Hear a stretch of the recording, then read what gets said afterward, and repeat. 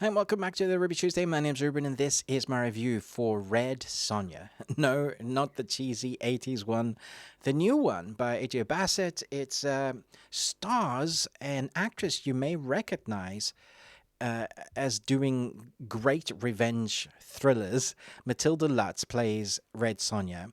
And we have a number of others that you'll recognize. But let me just get into this and say this isn't the greatest movie that ever was, but it is more akin to what came from the comic books for Red Sonja than the 80s movie was. This isn't trying to redo or reboot the movie franchise from the 80s that was connected to the Arnold Schwarzenegger ones. This is more like, if you're thinking of the similar characters, Solomon Kane, incidentally, the same director directed this one with the limited budget that they had. What we do get in here, I'm excited to talk about. Let's jump in. An adaptation of the comic book Red Sonja, a vengeful warrior known as a she-devil with a sword.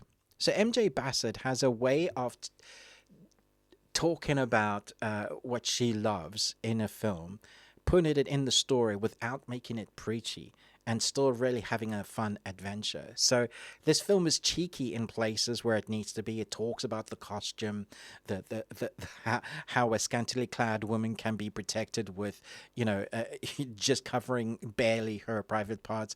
But it is also harkening back to some other films that are similar in theme and nature, like a Gladiator. It's the rescue mission that we've seen.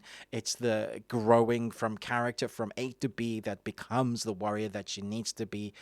It's the one with a broken relationship, the lost kind of anti-hero to becoming a hero.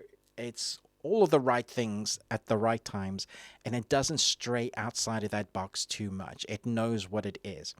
Where the film shines in places, it's practical sets because they have a limited budget. Some of the effects that you see, you'll think, wait, was that CG? And for the most part, if not dealing with fantastical creatures, that's going to be real. Like big fireballs in the rain, creating trees of themselves, buying a bunch of trees and then putting it in the ground and then blowing those up, just having fun with movie magic. And that's what this film does really well. And then we get to the practical sets that create the fantasy world. When we get to see some of that, that's the part with our characters that I really like. So you have themes and messages within this movie that are quite evident and will make you, probably if you have a heart, tug at your heartstrings. But I think our main protagonist carries the film quite well as we get to meet some other characters that become the band of heroes. That works quite well. Where this film doesn't work that well is some of the fighting choreography isn't going to be, let's say, to say it's not as polished as the John Wick films, holding those up, that's not what this movie is. It's very stylized and it's quite cut quite quickly.